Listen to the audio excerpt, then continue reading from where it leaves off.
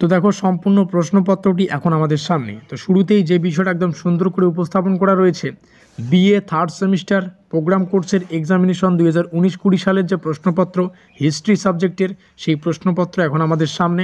এখানে course code রয়েছে, আর এই কোর্স কোডের যে কোর্সের টাইটেলটা বা শিরোনামটা সেটা আমরা দেখতে পাচ্ছি হিস্ট্রি অফ মডার্ন ইন্ডিয়া।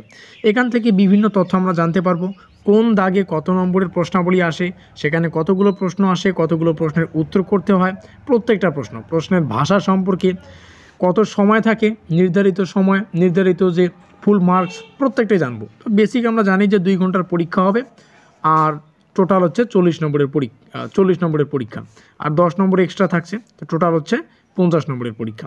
তো এখানে শুরুতেই আমরা যে পরীক্ষায় প্রশ্নপত্রটি পাবো, সেখানে এক দাগে স্পেশালি আমরা 2 নম্বরের প্রশ্নাবলী পাবো, এবং এক দাগে ঠিক এরকম একটা লাইন পাবো, answer any 5 of the following questions. নিচে থাকা প্রশ্নগুলির মধ্যে যে কোনো 5টা প্রশ্নের উত্তর করতে হবে, এটাই এখানে বলছে। তো 2 × 5, একটা প্রশ্নের মান 2 হওয়ায় 5টা প্রশ্নের উত্তর করলে আমরা 10 নম্বর পাবো। এখান থেকে 1 নম্বরে যে প্রশ্নটি এসেছিল, দ্বৈত শাসন কি, কে এর অবসান ঘটান। দ্বিতীয় প্রশ্ন, বেসিনের সন্ধি কবে কাদের মধ্যে স্বাক্ষরিত হয়। তৃতীয় প্রশ্ন, ফোর্ট উইলিয়াম কলেজ কবে প্রতিষ্ঠিত হয়, এই কলেজের 2জন বিখ্যাত শিক্ষকের নাম লিখো। দেখো এই যে 3টা প্রশ্ন আমরা পড়লাম, এই 3টা প্রশ্নেরই কিন্তু 2টো করে ভাষা দেখতে পাচ্ছি। আমরা একটা ইংলিশ দেখতে পাচ্ছি, আর সেম লাইনটার বঙ্গানুবাদ করে বাংলায় রয়েছে।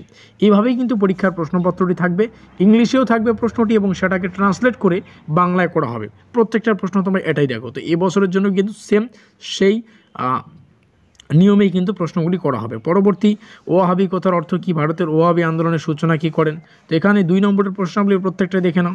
2 দাগে শুরু হচ্ছে আমাদের স্পেশালি 5 নম্বরের প্রশ্নাবলী। এখানে এই বিষয়টা একদম ক্লিয়ার করে বলা রয়েছে, answer any 4 of the following questions. নিচে থাকা যে কোনো 4টা প্রশ্নের উত্তর করতে হবে। এখানে আমরা দেখতে পাচ্ছি 5 × 4, 20 নম্বর। এখান থেকে প্রথম প্রশ্ন এসেছিল পলাশির লুণ্ঠন বলতে কী বুঝো।